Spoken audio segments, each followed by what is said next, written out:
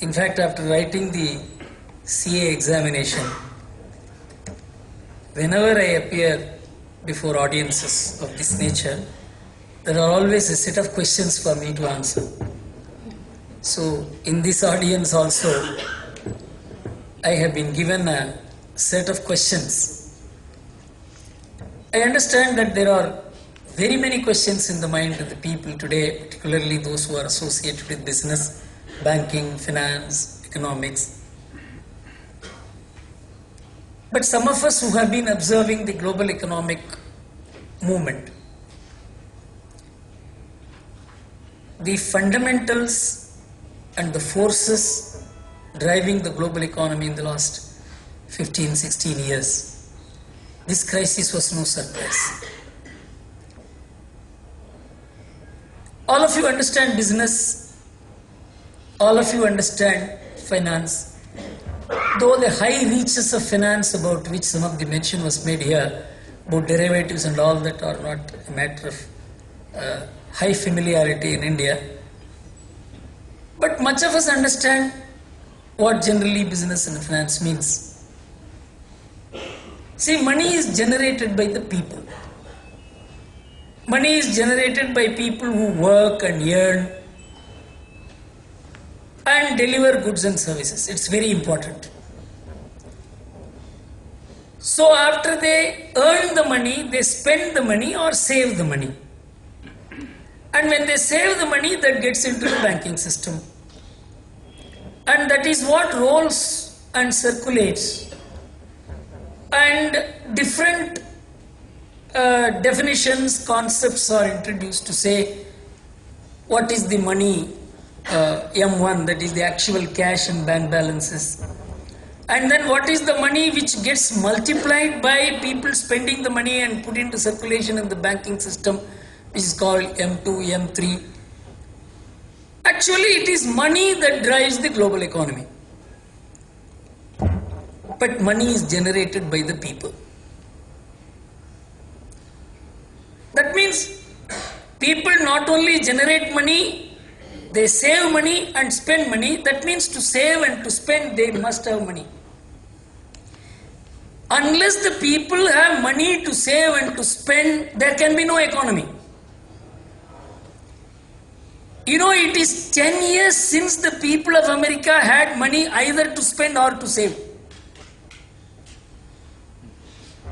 They had borrowed their next year's income and spent this year. You know, some 9.8 crore American families have today 120 crore credit cards on which they owe $2.8 trillion. You can understand the magnitude of the pressure under which the primary trigger of the American economy is being stressed. If you look at the economy, we talked about macroeconomy, but I always believe that there is a point at which the macro and micro economies converge. For example, families save and accumulate the family savings, it becomes the national savings. Families spend, accumulate the family expenditure, it becomes the national consumption expenditure. Different people invest, accumulate all of them, it becomes national investment. So this micro and macro economics is only in the aggregation process. You dismember and disaggregate the country, it becomes micro.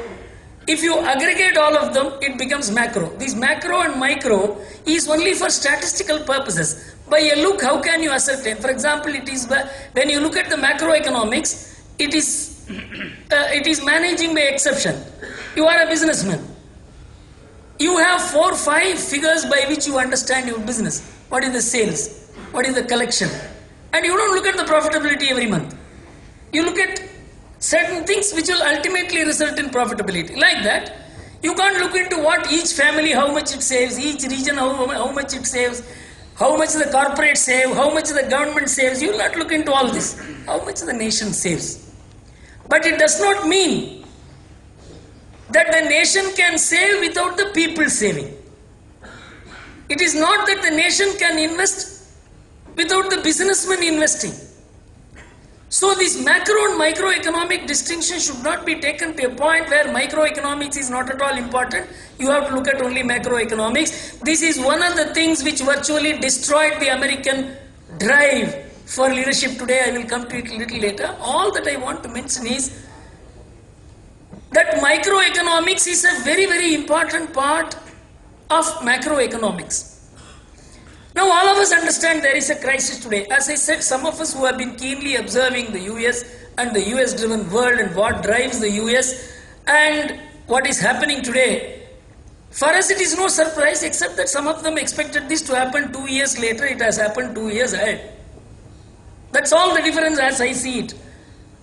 And in fact I have been writing on this subject quite long. Many of you may not be familiar with Tamil. I have been writing for the last 6-7 years as to how America has got into a position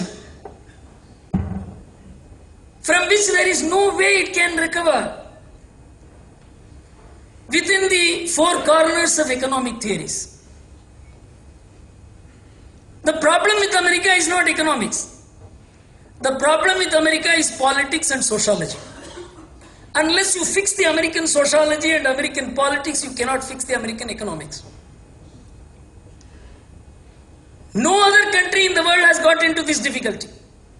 In fact, if you see the G20 declaration and the comments